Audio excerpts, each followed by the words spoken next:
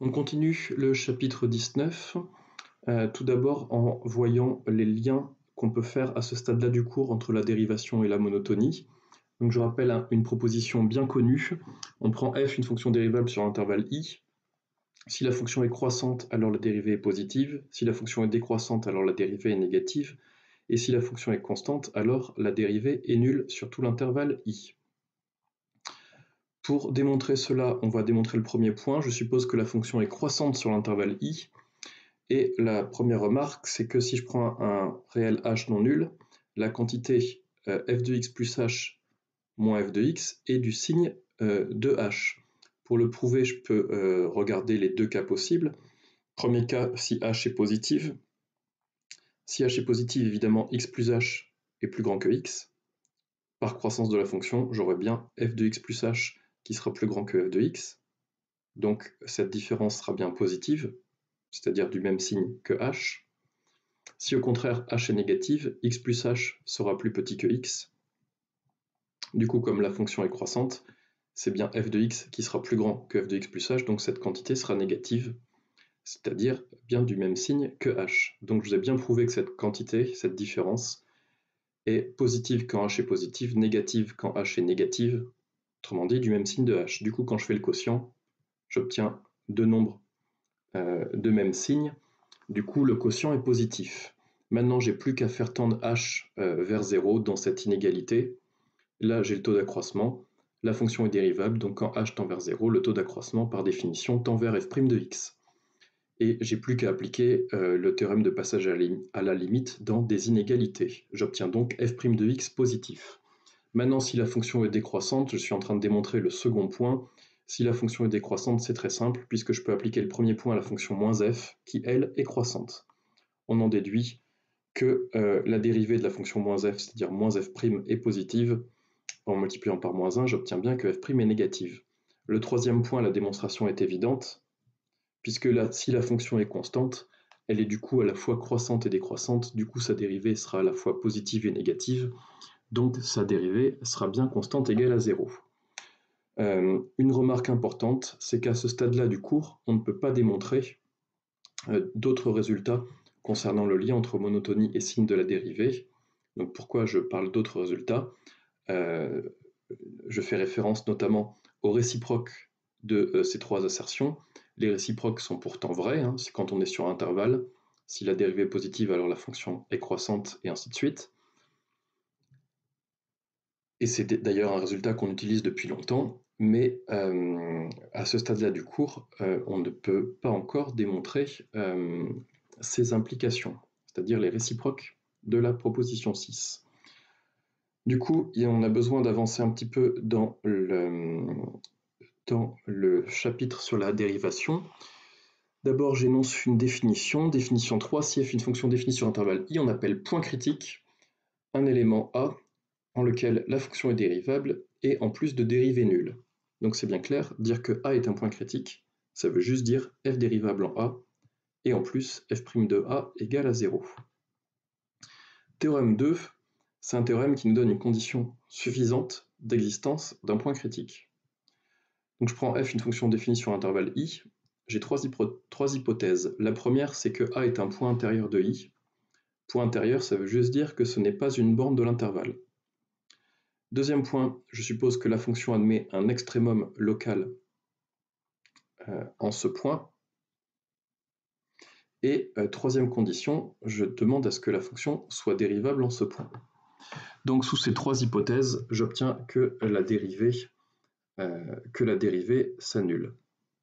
J'aurais pu faire un dessin, mais vous imaginez bien, si j'ai une fonction ici, je suis en train de tracer une fonction comme ceci, et vous voyez bien, au sommet ici, j'ai un maximum local, ma fonction elle est dérivable, j'ai pris un point qui n'est pas une borne, mon sommet ce n'est pas une borne de mon intervalle, et donc la dérivée s'annule, ce qui veut dire que graphiquement, j'ai une tangente horizontale.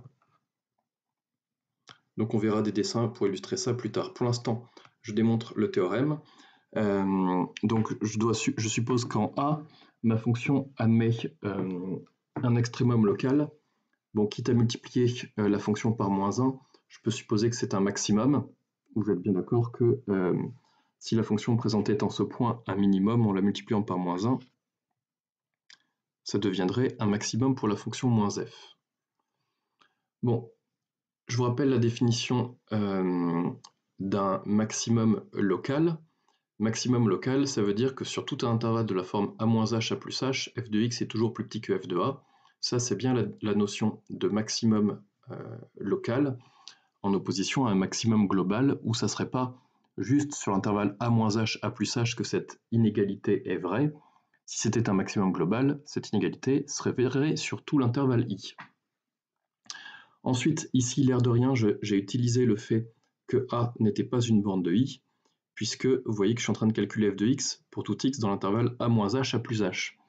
Si par exemple a était la borne supérieure de l'intervalle i, évidemment, je n'aurais pas le droit de calculer f de x sur l'intervalle a plus h. L'intervalle i s'arrêterait en a, et donc ça serait faux de calculer f de x pour tout x compris entre a et a plus h.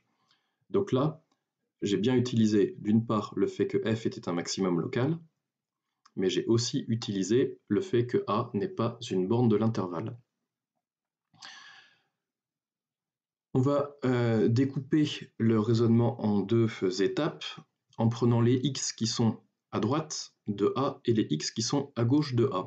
Donc d'abord, je me place à droite du point A. Et la première remarque, c'est que le taux d'accroissement, ici, est négatif. Pourquoi?